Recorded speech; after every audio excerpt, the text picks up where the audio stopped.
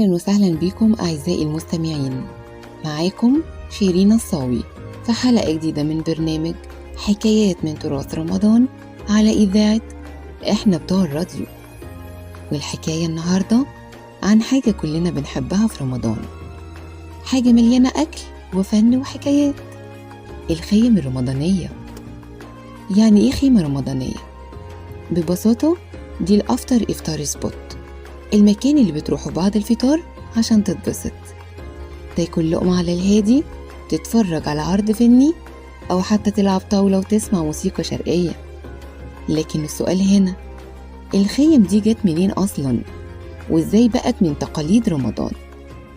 عشان نفهم أصل الحكاية لازم نرجع بالزمن شوية، مش شوية عادي، لأ شوية كتير.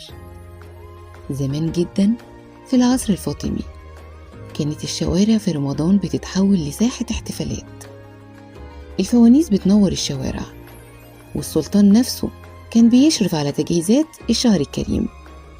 ومن هنا ظهرت فكرة المجالس الرمضانية، أماكن مفتوحة الناس بتتجمع فيها بعد الفطار عشان تسمع التواشيح والقصص الدينية، وأحيانا العروض اللي بتحكي عن بطولات الفرسان والأمجاد الإسلامية.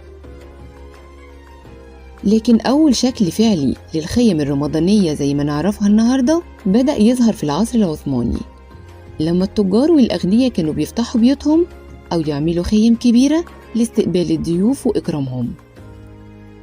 طيب الخيم دي كانت بتتطور إزاي؟ ببساطة كل عصر كان بيضيف لمسته. في الخمسينات والستينات القاهرة كانت مليانة قهاوي شعبية الناس بتتجمع فيها بعد الفطار للسهر، وبحلول السبعينات والثمانينات بدأت تظهر الخيم الرمضانية المنظمة اللي فيها فرق إنشاد ديني وموسيقى عربية وأحياناً عروض مسرحية صغيرة.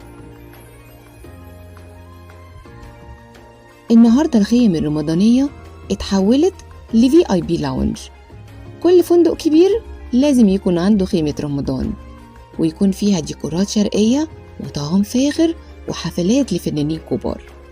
ولو دخلت أي خيمة رمضانية في 2025 هتلاقي ديكور فخم، يعني أنوار خافتة ومشربيات وفوانيس عملاقة، وهنلاقي كمان عروض فنية من الإنشاد الديني للموسيقى الحية لحد فرق الجاز اللي بتلعب مقطوعات عربية.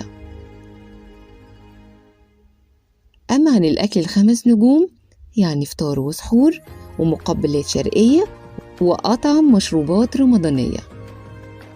لكن رغم التحديثات والفخامة لسه الجوهر واحد، رمضان هو الشهر الوحيد اللي كل الناس بتدور فيه على لمة حلوة وقعدة مريحة ووقت ممتع بعد الفطار، سواء في خيمة شعبية على القهوة أو في خيمة فخيرة في فندق. المهم إن رمضان بيجمعنا. انت بقى تفضل الخيم الرمضانية الفخمة اللي فيها كل حاجة منظمة، ولا القعدات الشعبية بتاعت زمان؟ كنت معاكم شيرين الصاوي من برنامج حكايات من تراث رمضان على إذاعة إحنا بتوع الراديو. استنوني في حكاية جديدة من حكايات الشهر الكريم، ورمضان كريم.